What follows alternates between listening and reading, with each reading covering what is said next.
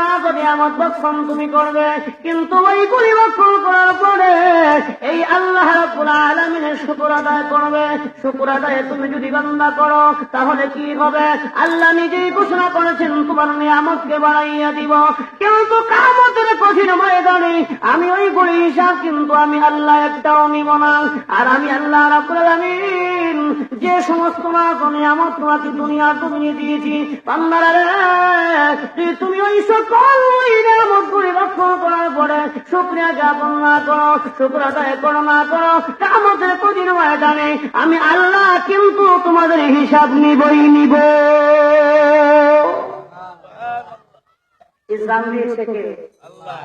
ইসলামের মালিক, নৌকার মালিক, দানের শীষের মালিক, সকলের মালিক বুঝি আল্লাহ।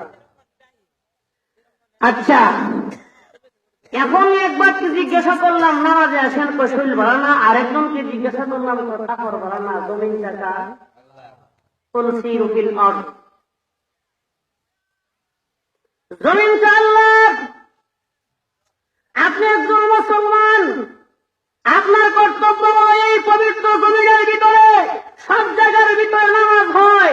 আপনি যে ব্যবহারটা শহীদ প্রস্তাব কইরা আকুফে 3 মাথা বার কইরা প্রস্তাব কইরা পানি আলইয়া ঘুরার মতো চললেন, আপনার থেকে গরু বালা কন্যাও জুবিলেন। এটা কার ঘোষণা? আল্লাহ বলছে তুমি গরু থেকে আরো খারাপ। গরুরে বানাইছে কিচ্ছু বুঝে না, তুমি কি বুঝো না? তোমাকে আমি বিবেক দিয়েছি বোঝার জন্য, কিন্তু গরুর বিবেক, তুমি তো গরু না, তুমি মানুষ। এখন ওই ব্যক্তি নামাজে আসছে, ধাক্কা দিয়া শয়তান, মনে আছে তো কথা, ধাক্কা দিয়া শয়তান ফালাইয়া দিচ্ছে। যেই মাত্র ফালাইয়া দিছে, পবিত্রতা হাসিলের জন্য বাড়ি চলে গেছে, গিয়া লঙ্গি পরিবর্তন করছে, জামা পরিবর্তন করে আবার বাড়ির থেকে ওযু করে মসজিদের দিকে রওনা হয়েছে। ঠিক ওই মুহূর্তে এই জায়গায় আসার পরে আবার ধাক্কা দিয়ে ফালাইয়া দিচ্ছে। ওই ব্যক্তি আবার চলে গেল, আবার বাড়িতে গিয়া ভালো করে কাপড় পরিবর্তন করে যেই মাত্র এই জায়গার মাঝে আসছে, এমনি একটা লোক মানুষের বেশে শয়তান গিয়া ওই ব্যক্তিকে ধইরা মসজিদ পর্যন্ত পৌঁছে দিয়েছে। খবরের টাইম নিকট, মাত্র কয়েক মিনিট বাকি। যেই মাত্র আল্লাহ বান্দাকে মসজিদের ভিতর ঢুকাইয়া দিতে, এমনি মুসলিম ডাক দিয়া বলে, মুমিনের কাজ হলো সৎ কাজের আদেশ, অসৎ কাজের। ভাই তুমি আমার এত বড় উপকার করলে, এই জায়গায় আসার পরে 2 বার হুজুর খেয়ে ফেললাম নাহি হইলাম নাকি ফালাইলে আমি জানি না, কিন্তু আমার এখান থেকে মসজিদ পর্যন্ত বসিয়া দিলা, এখন নামাজ না পড়া কই যাও? ও দুষ্ট, তুমি আমার কি দুষ্ট? এত বড় উপকার করলা, এই রাত্র গভীরে ফজরের টাইমে আমার মসজিদ পর্যন্ত পৌঁছাইয়া দিলা, দুষ্ট, মসজিদে নামাজ পড়া যাও। আমি তোমার দুষ্ট না, আমি তোমার দুশ্মন। কন্যা নাউযুবিল্লাহ।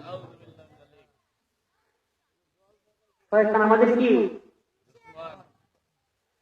আল্লাহ বলেন, ইন্নাশ শাইতানা লাকুম আদুউন ফাত্তাখিযুহু আদুওয়া। শয়তান তোমাদের প্রকাশ্য দুশমন, তাকে তোমরা দুশমন মনে করো। শয়তান আমাদের কি? দুশমন, তাকে তোমরা কি মনে করো? দুশমন মনে করো। যেই শয়তান আদমকে সেজদা করার জন্য আল্লাহ রাব্বুল আলামিন বলছিলেন আদমকে সেজদা করো, কিন্তু শয়তান যুক্তি দেয়। কি দেয়? আমি মানুষ থেকে বালা, মানুষ আমার থেকে নিচে, তো নিচের জিনিসকে আমি কেমন করে সেজদা করি, সুতরাং আমি তার থেকে বালা, আমি সেজদা করব না। আল্লাহ তো তুমি কেমনে বালা? তো শয়তান কোরআন দিয়া যুক্তি দেয়। সুবহানাল্লাহ। কোরআনে আল্লাহ বলে, قال أنا خير منه خلقتني من نار وخلقته من طين